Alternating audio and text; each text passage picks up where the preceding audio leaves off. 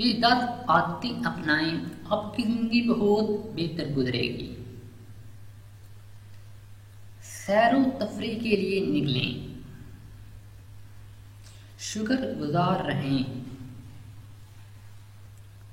Technology से थोड़ी दूरी इख्तियार करें, मजबूत रिश्ते कायम करें, चाको चुबंद रहें,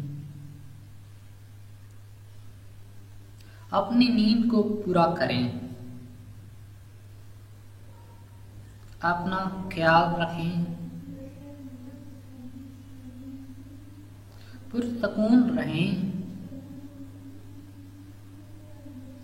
ज़हन को उलझनों से पाक रखें, तफरीह करें, खुशगवार रहें।